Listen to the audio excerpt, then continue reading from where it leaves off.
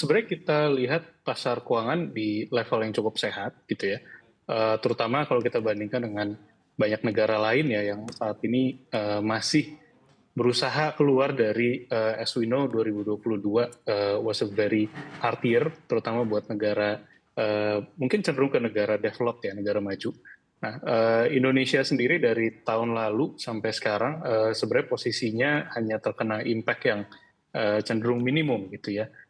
Sehingga mungkin kita jadi punya baseline yang sangat kuat masuk ke tahun 2023. 2023 sendiri kita masih dapat tailwind yang baik ya dari sisi pertumbuhan.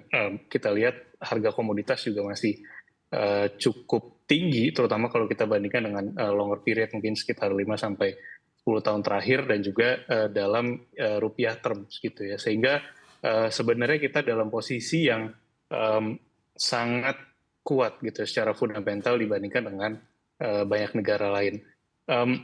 Kita lihat juga saat ini bisa dibilang seluruh kebijakan yang diambil gitu ya untuk stabilisasi baik dari sisi moneter maupun fiskal itu sudah tepat gitu ya, tepat untuk mendukung kondisi fundamental Indonesia yang tadi mendapatkan Ya, cukup banyak tailwind sehingga ekspektasi kita ke depannya masih sangat positif untuk Indonesia. masih sangat positif dan optimistis untuk prospek fundamental pasar keuangan di Indonesia sendiri. Terima kasih banyak Mas Dimas dan Pak Mika. Dari CIMB Niaga sendiri bagaimana penilaian terhadap kondisi fundamental di pasar keuangan di Indonesia? Oke, tadi saya sudah sampaikan bahwa nilai tukar rupiah yang kuat, kemudian juga kita melihat kinerja di pasar obligasi yang cenderung menguat sejak akhir tahun lalu hingga sekarang. Itu adalah dua indikator utama bahwa di masa risiko resesi ekonomi global itu meningkat, ternyata pasar keuangan di dalam negeri relatif kuat. Ini didukung oleh surplus perdagangan yang sudah Ya, berlangsung dalam 3 tahun terakhir. ya.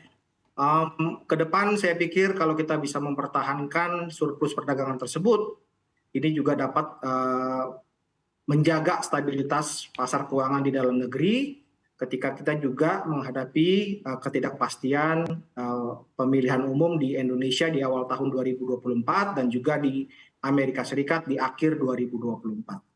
Nah Pak Pika, karena tadi Anda menyebut mengenai surplus perdagangan yang neraca perdagangan yang juga sudah kita ketahui sudah berjalan selama 37 bulan berturut-turut.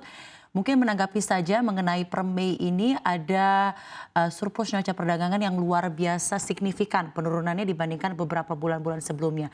Apakah ini indikasi tersendiri dari memang ada turmoil di makroekonomi global dan apakah dampaknya ke pasar keuangan Indonesia mengenai surplus neraca perdagangan yang menipis begitu signifikan di bulan lalu? Oke, saya melihat beberapa komponen dari neraca perdagangan kita yang berimbas kepada surplus perdagangan yang menurun pada bulan Mei, terutama kalau saya melihat itu beberapa barang tambang, mineral itu turun cukup besar. Saya pikir ini terdampak dari turunnya harga komoditas. Kemudian juga saya melihat terdampak juga pada kinerja ekspor kita untuk barang-barang manufaktur seperti produk-produk tekstil, kemudian juga tekstil dan turunannya, kemudian juga produk-produk kayu, furniture juga mengalami koreksi.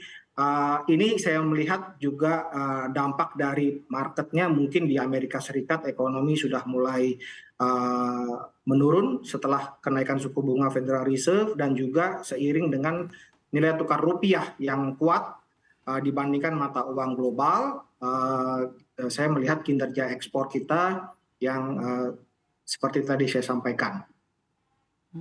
Baik Pak Mika, dan juga kita mengetahui nilai tukar rupiah kembali lagi menembus level 15 ribuan per 1 dolar Amerika. Sebenarnya apa yang menyebabkan pelemahan ini dan bagaimana juga proyeksinya di mata CIMB Niaga mengenai pergerakan mata uang Garuda? Oke, saya pikir neraca transaksi berjalan yang bisa kita pertahankan positif. itu akan menjaga stabilitas dari nilai tukar rupiah. Kemudian juga kalau kita melihat ke depan, risiko-risiko yang kita hadapi adalah menipisnya selisih suku bunga rupiah dengan mata uang global, khususnya US dollar. Itu adalah risikonya, kemudian juga risiko resesi ekonomi global, dan juga risiko ketidakpastian menjelang pemilihan umum tahun 2024. Saya masih memperkirakan rentang perdagangan dari USD IDR antara 14.500 hingga 15.500 hingga akhir tahun 2023.